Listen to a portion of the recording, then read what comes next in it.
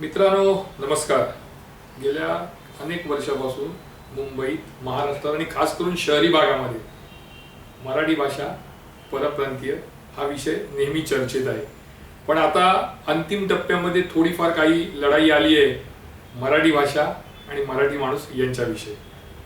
परिवहन विभाग आणि त्याचे मंत्री प्रताप सरनाईक यांनी एक निर्णय घेतला आणि तो धाडसी निर्णय म्हणावा लागेल. त्यांनी असं म्हटलं की 1 मे पासून म्हणजे 1 मे 2026 पासून प्रत्येक रिक्षावाल्याला आणि टॅक्सीवाल्याला मराठी येणं अनिवार्य आहे.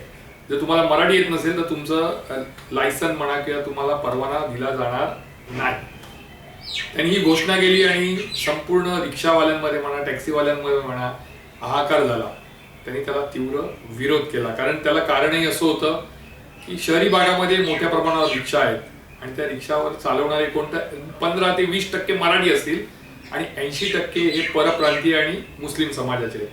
त्यामुळे या सर्व रिक्षावाल्यांनी एक येऊन असं ठरवलं की नाही, या मराठी सक्तीला आपण विरोध करायचा आणि त्यासाठी येत्या 4 मे रोजी त्यांनी आंदोलन करण्याचा निर्णय घेतला आहे, संप करण्याचा निर्णय घेतलाय.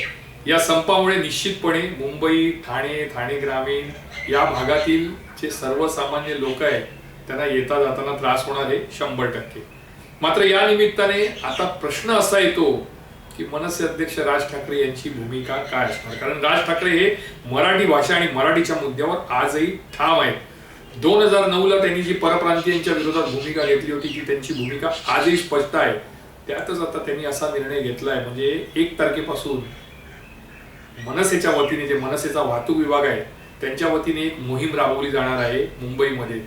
ती मोहीम अशी असणार की प्रत्येक रिक्षावाल्याने कंपल्सरी पाहिजे की हो मला मराठी येतं, हो मी मराठी बोलतो आणि तुम्ही माझ्या रिक्षात बसू शकता.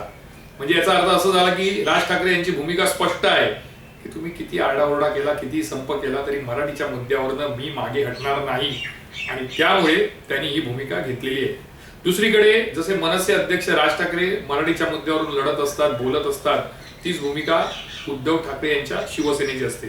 मात्र अद्याप तरी त्यांची भूमिका ही गुलदस्त्यात आहे. त्यांनी आपली भूमिका स्पष्ट केलेली नाही की 4 तारखेला मराठी सक्तीचा जो विरोध आहे त्या बाबतीत ठाकरे गटाची नेमकी भूमिका काय आहे हे अद्याप स्पष्ट झालेलं नाही. आता राज ठाकरेंनी भूमिका घेतली आहे पण उद्धव ठाकरे यांनी आपली भूमिका स्पष्ट केलेली नाही. परप्रांतीय आपल्या भूमिकेवर ठाम आहे. जवळजवळ 15 लाख रिक्षावाले हे या आंदोलनात, या संपात उतरणार आहेत. मात्र त्या निमित्ताने पुन्हा एकदा मनसे विरुद्ध परप्रांतीय असा सामना मुंबई, ठाणे ग्रामीण या भागामध्ये पाहायला मिळणार आहे. आता मनसे काय भूमिका घेते, पुन्हा एकदा खळखट्याचा आवाज येतो, काय भूमिका राज ठाकरेंची असणार, जो सक्ती आहे ती कायम ठेवणार, मराठी सक्तीला जे विरोध करतायत रिक्षावाले, टॅक्सीवाले त्यांच्या विरोधात मनसे पुन्हा एकदा मैदानात उतरणार, या सगळ्या गोष्टी या 4 तारखेला स्पष्ट होणार आहेत. दुसरीकडे परप्रांतीय आहेत, 15 लाख रिक्षावाले असं म्हणतात की रस्त्यावर उतरणार.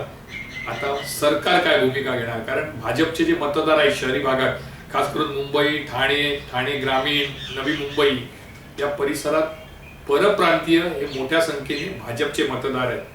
त्यामुळे उद्या असं होऊ शकतं की 4 तारखेच्या आधी किंवा 4 तारखेला संपाच्या पहिल्याच दिवशी मुख्यमंत्री देवेंद्र फडणवीस घोषणा करू शकतात की आम्ही अभ्यास करू, मग निर्णय घेऊ, तोपर्यंत आम्ही स्थगिती देतोय, असं काहीतरी होणार.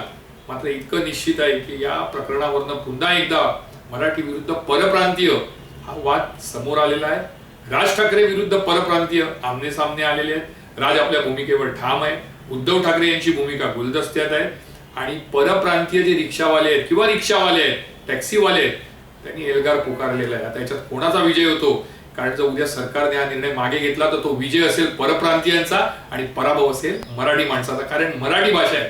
तुम्ही कोणत्या पक्षाला मतदान करता, कोणत्या राजकारणाच्या बाजूने उभं राहता, तुम्ही कोणाला जाऊन मतदान करता, कोणाचं गुणगान गाता, कोणत्या नेत्याला सलाम करता, हा सगळा वेगळ्या गोष्ट, सगळी वेगळी गोष्ट. पण जेव्हा मराठी अस्मितेचा नामबद्दल, आपली मराठी संस्कृती, भाषा याबद्दल जेव्हा बोललं जातं तेव्हा प्रत्येक मराठी माणसाने हे मराठी माणसाचं आणि मराठी भूमिकेचं स्वागत केलं पाहिजे, मराठी भाषेच्या बाजूने उभं राहिलं पाहिजे. त्यामुळे आता बघणं हे आहे की नेमकी भूमिका काय येणार, राज ठाकरे शेवटच्या श्रेणी काय भूमिका घेणार, उद्धव ठाकरे आपली भूमिका कधी स्पष्ट करणार आणि सरकार कोणाच्या बाजूने जाणार, मराठी माणसाच्या बाजूने आजही ठामपणे उभं राहणार की परप्रांतीय लोकांसाठी आपली भूमिका मागे घेणार, आपला निर्णय मागे घेणार. येत्या 4 तारखेला सगळी भूमिका स्पष्ट होणार. मी अमित जोशी पुन्हा एकदा रविवारी एखादा राजकीय विषय घेऊन हलका फुलका तुमच्या समोर येईल. तोपर्यंत तुमची रजा घेतो. जय हिंद, जय महाराष्ट्र.